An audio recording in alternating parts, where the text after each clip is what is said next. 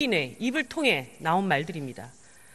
박근혜 대통령과 국정농단 세력들이 다시 활개치며 민주주의 촛불혁명을 뒤집으려 하고 있습니다.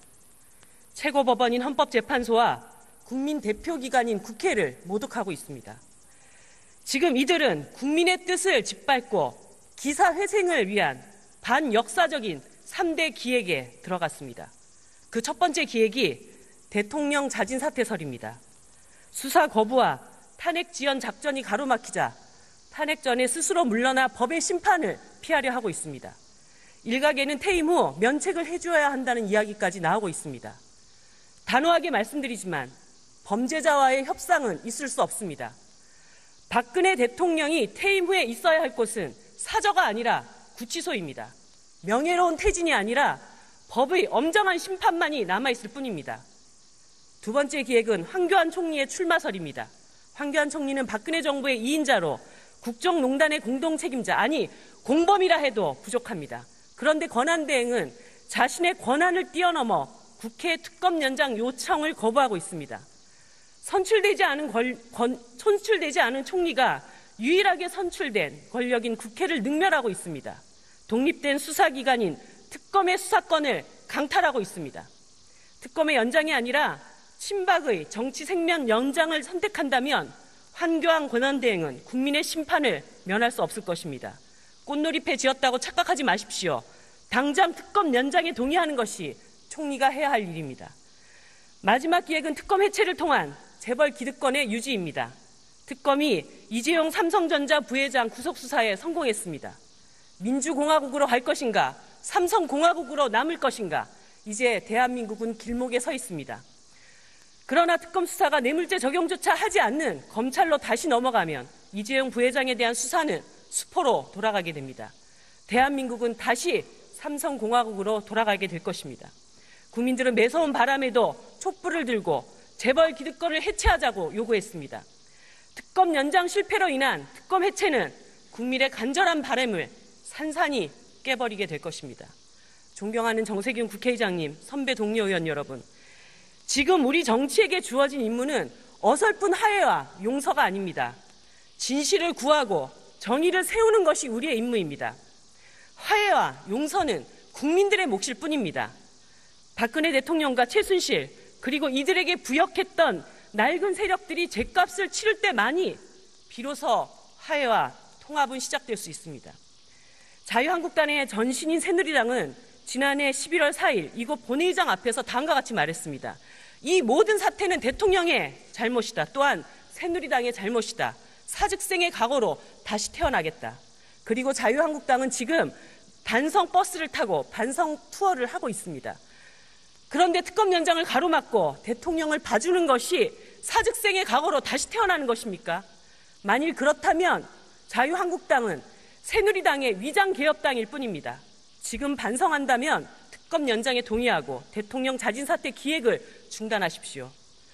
지난 2월 13일 바른정당은 탄핵이 불발되면 의원 총사퇴를 하겠다고 국민 앞에 선언했습니다. 그런데 대통령을 면책시키는 것이 과연 보수 혁신입니까?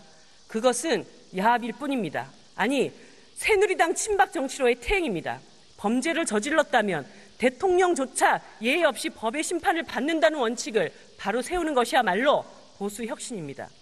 더불어민주당 의원님께도 말씀드리겠습니다. 아직 대선 시작되지 않았습니다. 제대로 된 특검 수사 그리고 대통령의 탄핵이 이루어지지 않는데 정권 교체가 무슨 소용입니까? 대한민국은 다시는 박근혜 시대로 되돌아가서는 안 됩니다. 지금 국회는 대한민국 역사를 후퇴시키려는 이 모든 시도를 철저히 저지시켜야 합니다. 28일 전에 본회의를 다시 개최해야 합니다. 끝내 황교안 권한대행이 특검 연장을 거부한다면 그 본회의에서 황교안 권한대행을 탄핵시키고 특검법을 개정합시다.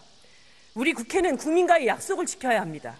특검 연장으로 반드시 새로운 대한민국을 만들어야 합니다. 감사합니다. 네, 이정미 의원 수고하셨습니다. 다음은 울산 남구 갑 출신의 자유한국당 이채익 의원 나오셔서 발언해 주시기 바랍니다.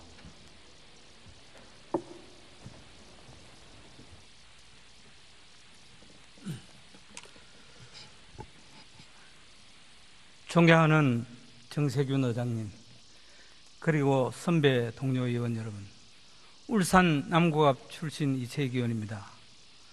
본 의원은 1980년대 군정 종식과 직선제 개헌, 민주화 운동에 제일 앞장선 정치인입니다. 뒤돌아보면은 1987년 노태우 정권의 범국민적 저항으로 쟁취한 6.29 선언, 그 6.29 선언이 바로 다시는 우리나라의 헌정 중단 없어야 되고 대통령을 체육관에서 뽑는 대통령이 아니라 온 국민의 열망에 의한 직선제 개헌을 통해서 대통령 뽑는 이 부분이 바로 6.29 선언의 중심 항목이라고 저는 생각합니다. 그래서 우리 헌법은 제84조에 대통령은 내란 혹은 외환의 죄를 범한 경우를 제외하고는 재직 중에는 절대 소출을 받지 아니한다, 이렇게 되어 있습니다. 존경하는 국민 여러분, 저는 참으로 안타깝게 생각하는 것은 우리나라의 정오의 정치가 너무나도 넓고 깊습니다. 저는 개인적으로 2004년도에 노무현 대통령의 탄핵을 반대했습니다. 이제 또 12년 만에 또 우리는 대통령의 탄핵을 보고 있습니다. 대한민국이 세계 10대 강국에 들어있는데도 불구하고 정치는 이렇게 매번 탄핵이란 방법으로 이렇게 대통령을 흠집내고 또 헌정 중단을 하는 것이 과연 대한민국 정치에 무엇이 그렇게 바람직합니까? 저는 참으로 우리 여의도 정치에 정오의 정치를 몰아내야 된다고 생각합니다.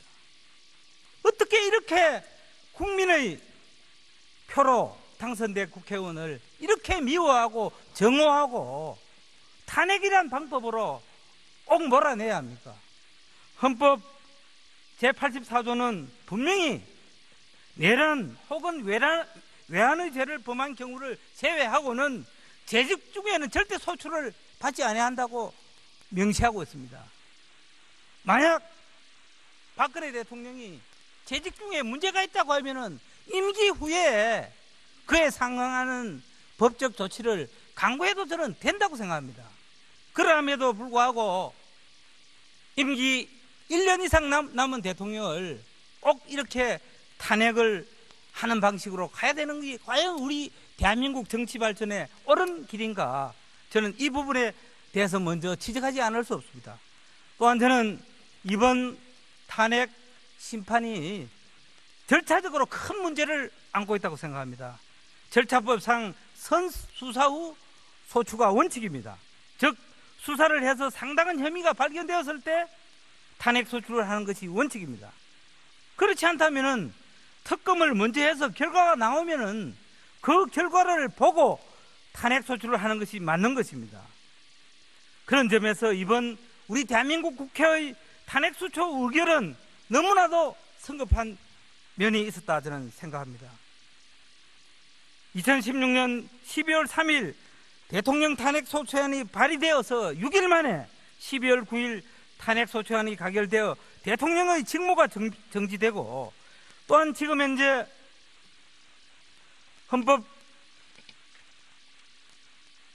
현재 9명의 재판관 전원의 심리 참여가 헌법상 원칙임에도 불구하고 이미 퇴임한 박한철 재판소장과 퇴임이 예정된 이정미 재판관의 후임 재판관 임명을 하지 않고 재판을 이렇게 강행하는 것이 과연 공정한 재판입니까? 이 재판을 전 세계가, 대한민국 역사가 분명 지금 지켜보고 있습니다. 또한 법적 성격이 전혀 상이한 탄핵 사유에 대하여 개별적으로 심의 표결하지 않고 일괄하여 표결한 것도 역사에, 대한민국 국회 역사에 영원히 남을 중대한 적법 하자라고 저는 생각합니다. 존경하는 의원님 여러분, 그리고 국민 여러분, 정말 이 답답한 심정을 오늘 토로합니다마는 다시는 정오의 정치를 몰아내고 정말 5년 단임의 대통령 임기를 보장.